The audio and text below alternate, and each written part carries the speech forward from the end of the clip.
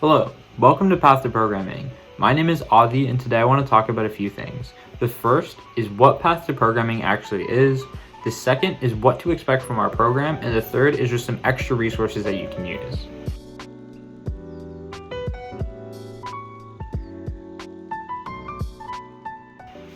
First, let's talk about the goal of Path2Programming. What Path2Programming wants to do is bring the world of computer science to people who live in Eastern and Western Kentucky. Although everybody's welcome to join our sessions, if you want to learn about programming, feel free to watch. But specifically what we want to do is teach people about the core concepts of programming and explore career opportunities related to that. But let's talk about what Path2Programming is specifically going to do with people who join the program. The first thing is we want to teach everyone the core fundamental concepts that I was talking about. When you start out in programming, everything that you learn is really important. You're going to learn your first language, and that's built on for the rest of your career. So that first sort of unit that we go through is going to be really important. That's why we're going to be teaching everyone Python. That's a specific language that's pretty easy for most beginners to learn. But we're going to cover the basic fundamental concepts of programming that are going to get built on from there throughout. The second thing that we're going to do, the second sort of step in the process, is going to be choosing a specific computer science path. In computer science, there are so many potential possibilities for different paths people can pursue.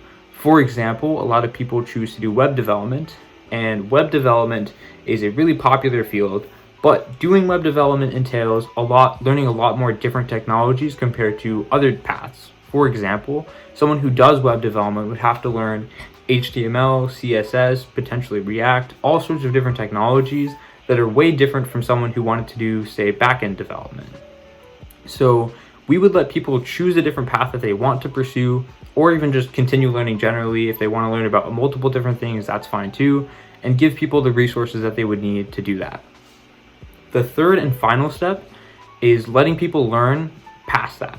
And that's really important because this is where sort of career opportunities get brought in. We want to bring in guest lecturers from like local companies to talk about resume building, what they're looking for in applicants, and all sorts of things like that. Potentially help people build projects that would look good on their resume. Just learn more about the field itself and careers within that field. And that step is sort of where Path2Programming is going to be really involved to help people throughout that process. Finally, I want to talk about the other resources that are available to you. And again, these are completely optional. These aren't necessary for Path2Programming at all. We're going to go through a lot of this at some point, but let's talk about each thing. So the first link that's on here is a link to like a separate Python tutorial. If you're really eager to learn or you want some supplementary content to sort of reinforce what we're teaching at Path2Programming, feel free to use this. I'll post the link to like this presentation in the description or wherever you're watching this, and you can just click on that link, and it's a pretty good YouTube series that can walk you through some of the basics of Python. The second thing is code.org. Code.org is a pretty reputable website that has notoriously helped a lot of people throughout the country learn how to code, and I'll go ahead and show you sort of what it looks like. So if we go to code.org, the first thing that pops up is just sort of like this landing page. So if you click Start Learning, it'll take you to a different website, sort of studio.code.org. And after you scroll down, you'll see these different boxes, right? The first is grades K through 5, grades 6 through 12. And if you click on Beyond K through 12, it'll actually take you to a couple of really useful resources. So as you can see on the page, we see things like career exploration, mentorships and community, extracurricular opportunities, all sorts of things that we could use. What I would recommend is the online courses isn't the best thing, but career exploration is pretty good.